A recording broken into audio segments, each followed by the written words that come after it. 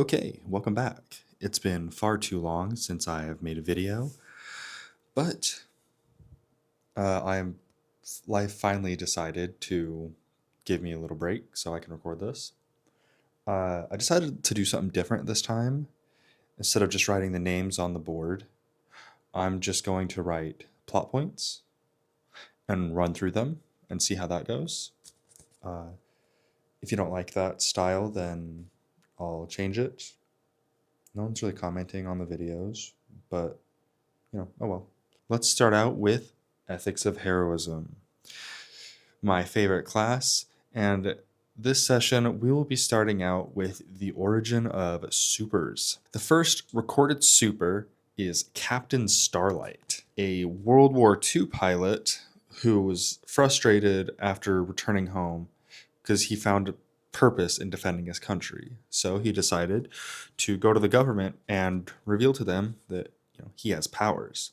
This happened in 1957. He wanted to help people. He wanted to, still be useful and do something with his powers. There went through all sorts of tests and trials to confirm that, he had powers and that other people had powers, and it wasn't just a one-off thing. So he worked with the government to establish laws and protections for supers. He helped set up the HCP, where supers could undergo training and qualifications to be licensed heroes who weren't liable for damages caused by helping people. And that's one thing I really like. It goes into the more realistic side of being a hero because you're going to cause damage. Like, shit's going to go down. But it's not just like hand waved away. There are actual laws in place where if you're a hero, you're not held liable if you destroy someone's car or someone gets hurt while you're trying to save them. This was a plot point in The Incredibles, and that's what started off the entire thing of superheroes being banned, which I think is a very interesting concept, and we work with it more here later on in the series when they go into more depth about it. They just skimmed over it for now. It's very realistic when you think about it, and I like the way it's handled. We get the information about Captain Starlight from Shane DeSoto. He was the kid with Chad and Michael at the bar when Dean Blaine corrects him that it wasn't in 1957, it was in 1959. Shane corrects him again on the fact that it took them 2 years to go through all these procedures, and the government said it was 1959 because they didn't want to look stupid for taking that long to realize something that was incredibly obvious, the fact that someone had superpowers. Dean Blaine asks, where did you learn this information from? To which Shane just says, my grandfather. And Dean replies, I'm as wise as I'm sure your grandfather is. He wasn't privy to every bit of Captain Starlight's life. And Shane says, would you now? That was pretty much just the dialogue verbatim. I just find it very funny. Because, spoiler, I get, it's not even, this is a summary. Why am I doing spoilers? Shane's grandfather is Captain Starlight. And I just find it funny because I'm sure that Angela did this same thing last year. Angela's a character we'll meet later on, which is Shane's older sister, who's a grade above him. But I'm sure Dean Blaine went through this same stuff last year with Angela. I just think it's very funny. I've always loved reading that, knowing the connection. And then once we learn more about Angela, I just find it so funny. But yeah. They then move on to the topic of if he was the first super, to which Nick replies, no, he wasn't.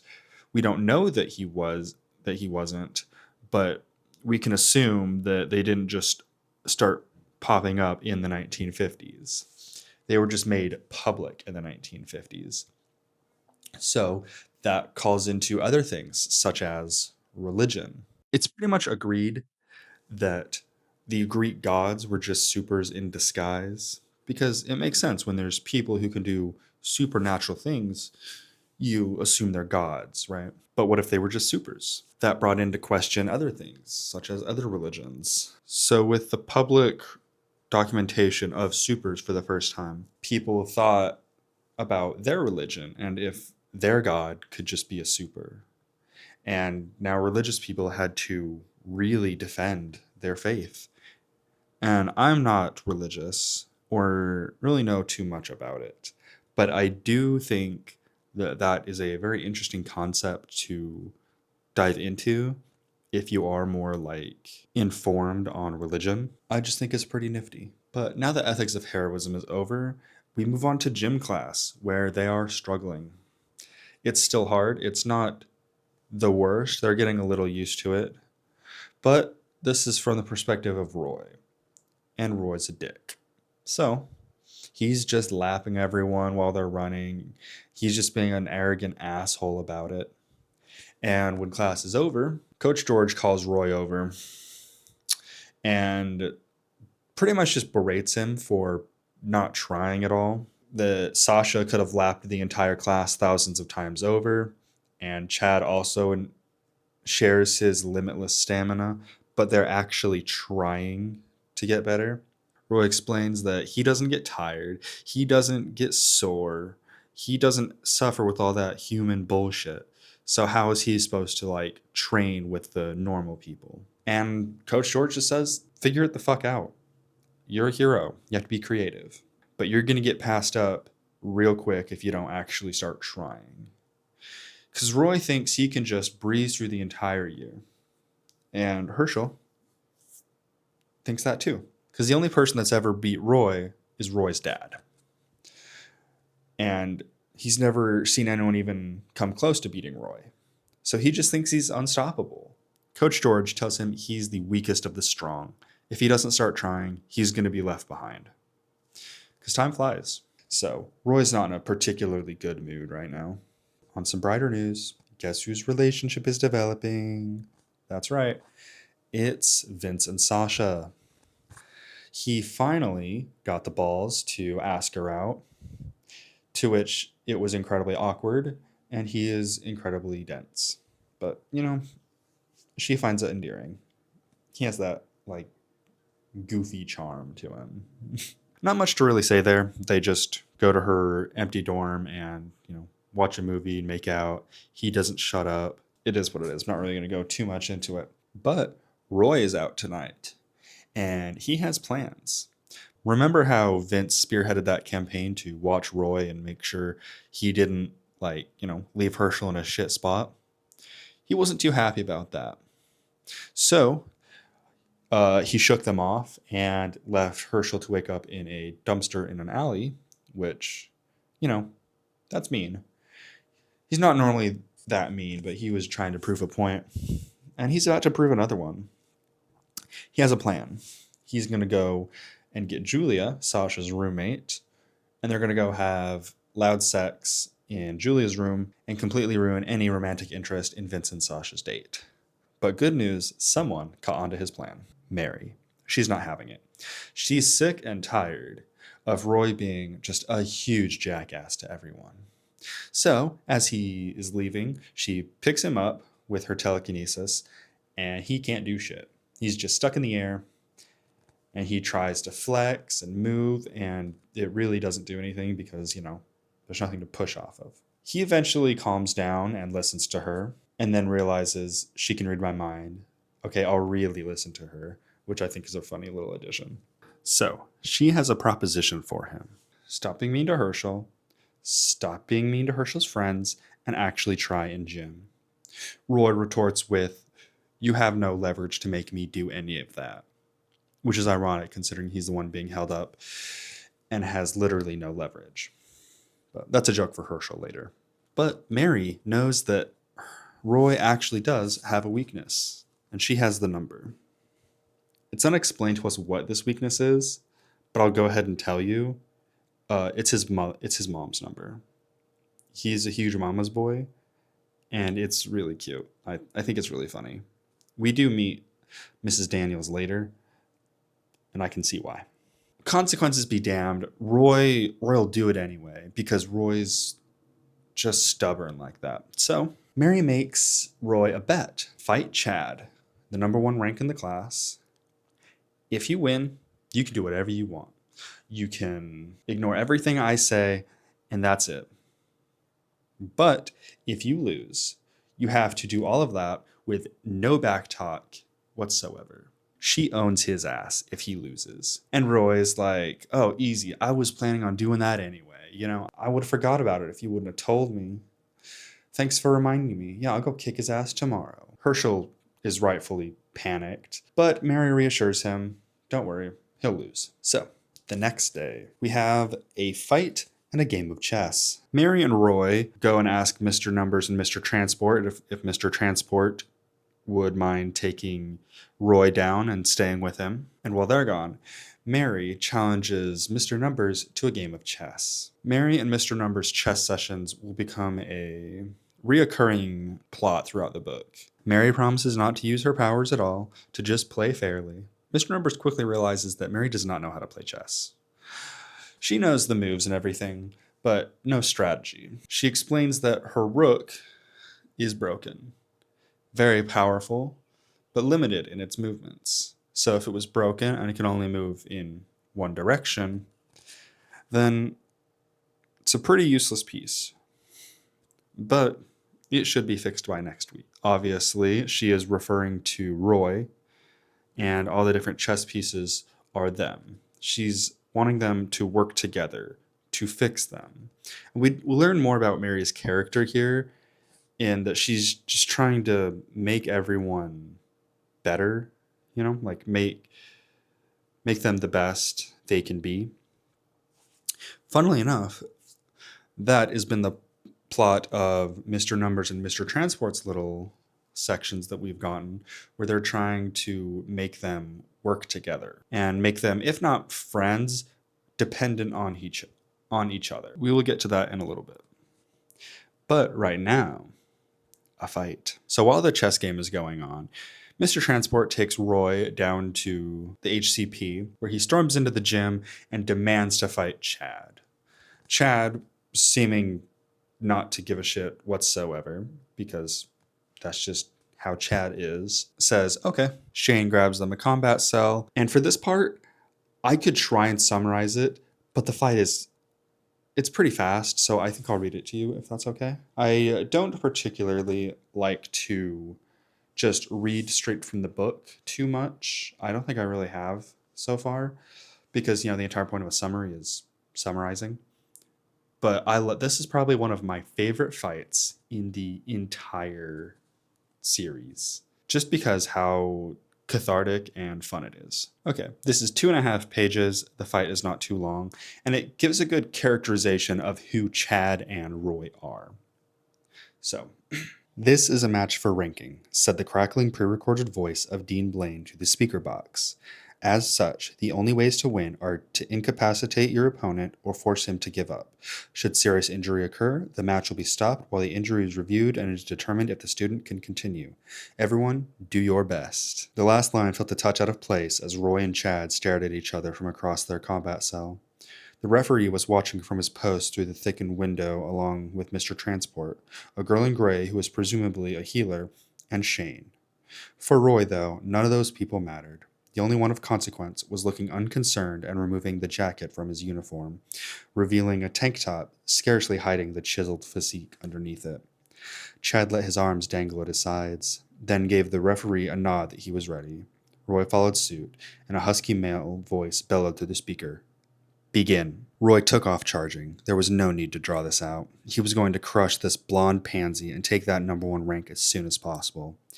In a way, he felt a touch of gratitude to Mary. If she hadn't given him the idea, he might have forgotten all about the rankings in lieu of the fine tale that was wandering around the campus. This was good, though. He'd win the fight, show everyone he was the best, and let Coach George know he could shove that smug concern right up his ass. Roy didn't even slow down as he neared Chad, rearing back and clocking him with a right hook that would knock a train off course. At least, that was what he'd planned to do. Roy's fist whistled powerfully through the air, connecting with nothing and jerking Roy slightly off balance. Before he could recover, an open palm crashed into his jaw, sending him stumbling back and leaving stars in his eyes. Fuck, Roy swore. That had hurt. It had been a long time since anything had hurt, which meant that Chad wasn't all apathy and confidence. That kid had to be singing with some significant power to make Roy feel his blows. This is pointless, Chad said, seemingly unmoved from the position he'd been in when Roy charged him. That was impossible, though. Roy knew he'd been dead on with his punch, unless Chad had an ability that let them pass through him. I'm sorry, but you aren't strong enough for me to waste my time fighting. I won't learn anything from beating you. Giving up already? Roy asked as he drew himself to his feet. Walk away, Mr. Daniels, Chad said. You've stepped into a league you're not ready for. Fuck you, I'm not, Roy yelled, swinging his huge fist for Chad's midsection as he rushed forward once more. Roy missed again, but this time he saw what happened. Chad wasn't teleporting or going insubstantial. He simply avoided the blows by a fraction of an inch, gauging the punches perfectly and placing his body in the areas where they were not. Another palm struck Roy's ear, and he felt his vision blur for a moment. You are a mess. You telegraph your movements so clearly that anyone with a bit of training can read them. You swing wild, focusing on power instead of precision, and you have literally no guard nor reflexes designed to block. You fight like what you are, an overly strong fool who never learned how to focus his power, Chad said as Roy blinked and cleared his eyes. I don't need to guard from sissy shit like that, Roy spat back. Or didn't you know? I'm tougher than a $3 steak, Blondie. Spoken like a true idiot, Chad sighed. I'll bet you didn't even bother to research my power before challenging me, did you? Yeah, I know what it is, Roy responded. You suck dick like a Hoover. I'm afraid not. My power is total control of my body, from the muscles that I move all the way down to my cells and the chemical composition of my skin, Chad explained. That's a pretty weak-ass power, Roy chuckled. Chad's eyes narrowed slightly. Most people would agree. Of course, most people wouldn't think of ingesting carbon and other minerals daily to make their muscles as strong as interwoven steel cables and their bones harder than diamonds. Most people underestimate how useful full control of one's mind is, of the power in being able to instantly train reflexes and increase the speed of one's perception. I assure you, it is not a weak power, and if you come at me one more time, I'll illustrate that to you personally. Roy pulled himself up and blinked one last time to clear his eyes. Bring it on, baby cakes. Roy charged forward once more, but this time didn't get a chance to swing his fists. Roy had barely realized it before Chad was suddenly beneath him, driving his own fist into Roy's stomach. Before the pain could fully register, Chad had taken Roy's left arm and spun it around behind him, cracking and breaking the arm loudly. Roy's feet went out from under him as Chad's hand wrapped around Roy's head and drove it crashing into the concrete. The snap of a kick was all the warning he had before he felt impact and the sensation of broken ribs. In what seemed like less than a second, Chad had utterly destroyed him. One last thing about my weak power, Chad hissed down at Roy. It is an inheritance from my father. Chad raised his leg until his foot was over his shoulder, then brought it crashing down on Roy's head. So. I fucking love that. Chad is so nonplussed. We don't learn a lot about Chad, but we know he wants to get stronger. He has a legacy to live up to, his father, which we will learn more about. But everything he does is in lieu of getting stronger. So fighting someone like Roy doesn't do anything for him because he's so weak it's not a challenge. He's so untrained and uncoordinated that anything he does just doesn't matter. It's not a challenge for him, so he can't grow from it and get better. And as you heard, Roy is just arrogant and so self-assured that he can win anything until, he gets his head smashed into the concrete and fucking axe kicked unconscious. Yeah, that'll really be a blow to your ego. And Roy heals from it perfectly fine. They say it's like, for him, it's like stubbing a toe. It hurts a lot in the moment, but not really any lasting pain. What it did do was it solidified that Roy was not as powerful as he thought he was. He is completely outclassed, and he needs to really start training if he wants to get anywhere near Chad. With the bet now lost, Mary waits by Roy's side, and even when he turns back into Herschel, she waits, making sure he's okay, and then lays out the terms of their deal. And that was this section. This has been really fun. I apologize for the wait. Stuff's been happening and I just haven't really felt up to recording, but I'm glad I was able to do it today. I hope this has been better presentation. I'm trying to improve. If this summary helped you more than just having the names on the screen, let me know and I'll keep it. I'll probably keep it for now. And good news is I already have the next section written out. I'm not going to upload it with this part because this is going to take forever to edit, but it will be out within a day or two. I just need to record it and edit it. Sometimes I feel like I'm just giving a presentation in high school, but I really do love this series and it's so exciting to me. It's so fun, honestly. But honestly, in the beginning, there's not much going on, you know? It's hard to like be super excited when nothing really is happening. This is the first section where I've been quite excited and like animated, I feel. And it's just fun. I love the fight between Chad and Roy. I love that we learn more about supers. I love the next section we're going to get into with the group projects. And yeah, it's all just really fun and I can't wait to get to like book 2 and 3 and 4 where things really take off. It's super fun and I hope you'll enjoy me summarizing with you. If even one person watches this, that's enough. I'm trying not to go into too much detail. I feel like I might have today, but I feel like if I just skim over it, it doesn't get the whole point across. But we'll see how it goes on. Thank you so much for watching, and I will hopefully upload sooner next time.